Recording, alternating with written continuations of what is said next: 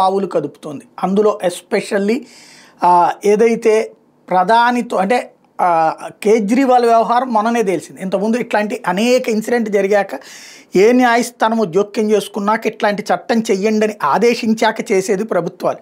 ఇప్పుడు అలా కాకుండా రాజ్యాంగపరమైనటువంటి సంక్షోభాలు వస్తున్నప్పుడు లేదా రాజ్యాంగానికే అర్థం కాని తప్పులు జరుగుతున్నప్పుడు వేగంగా చర్యలు తీసుకోవడం ప్రజాస్వామ్యంలో ప్రభుత్వం బాధ్యత. మోడీ సర్కార్ ఆ పని చేస్తుంది. ఇప్పుడు ఏంటది, మంత్రిగా ఉన్నటువంటి వాడు జైలుకి వెళ్ళి కూడా మంత్రిగా ఉండొచ్చు. ఎందుకంటే రాజ్యాంగంలో ఎక్కడా మంత్రిగా జైల్లో ఉంచకూడదని కానీ లేకపోతే జైల్లో పెడితే మంత్రి పదవి పోతుందని కానీ లేదు.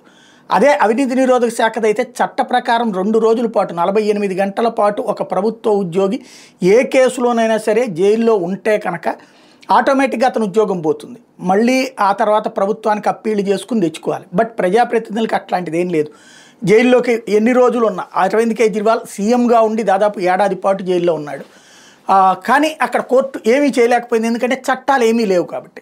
ఆ అరవింద్ కేజ్రీవాల్ ఉదంతం చూశారు. మళ్ళీ అదే అరవింద్ కేజ్రీవాల్ సత్యేంద్ర జైన్ని పక్కన పెట్టించాడు, రిజైన్ చేయించాడు, సిసోడియాని రిజైన్ చేయించాడు. తను మాత్రం ఎందుకు చేయలేదు? సీఎం హోదాలో ఉన్నప్పుడు వచ్చేటటువంటి దాన్ని ఏమంటారంటే ప్రివిలేజెస్ జైల్లో కూడా అనుభవించేటటువంటి ఎత్తుగడ. సరే అతని ఎత్తుగడ దాంట్లో సింపతి వస్తుంది అనుకుంటే అది వికటించి ఢిల్లీలో ప్రభుత్వం కోల్పోయాడు, ఓకే. కానీ అతను తీసుకొచ్చిన ఒక పాఠం ఏంటయ్యా అంటే ఎవడైనా సరే రేపు ప్రభుత్వాలు ఇదివరకైతే కనుక జైలుకు పంపించారంటే ఒక నెగిటివ్ ఫీలింగ్ ఉండేది. ఇప్పుడు జైలుకు పంపించొస్తే వీరులు అవుతున్నారు, పోరాట యోధులు అవుతున్నారు. కాబట్టి ఇక రాజ్యాంగం ప్రకారం రేపొద్దున ఉపయోగం లేదు.